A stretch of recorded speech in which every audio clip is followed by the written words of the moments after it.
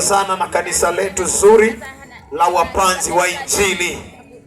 Kanisa letu liko hapa kabisa opposite na mnada wa Alhamisi.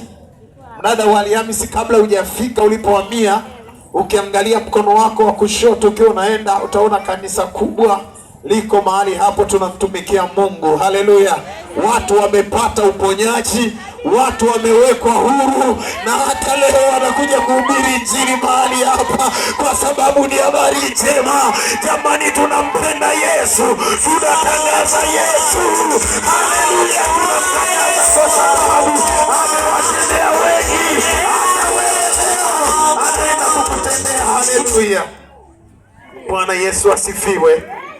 Basi tumeambatana na timu nzima ya wainjilisti wa kanisa la mahali pamoja, tukasema kwa nini tuendelee kujihubiria sisi ndani.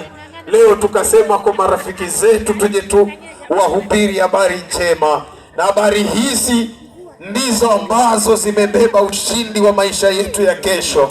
Mwanadamu umeumbwa na Mungu ili umtumikie yeye. Haleluya. Ni kweli tunatakiwa tutafute pesa sana kabisa, tuwe matajiri, lakini pia tuwe na Yesu. Haleluya. Kwa maana baada ya maisha haya yako maisha mengine. Asije kukudanganya mtu. Dio. Wengine wanasema hakuna kuokoka duniani.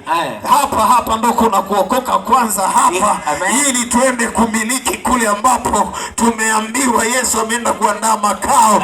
Ili alipo yeye na sisi tuwepo. Haleluya. Na Mungu anapendezwa na watakatifu walioko duniani. Wengine wanasema kuna kuokokea mbinguni, wakati Mungu anasema amependezwa na watakatifu walioko duniani.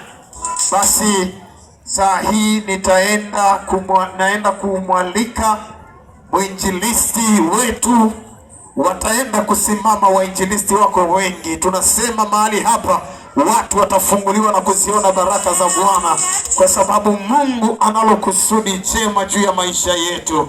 Haleluya. Basi anapopita mwinjilisti wetu aliyoandaliwa siku, sisi ni mashahidi.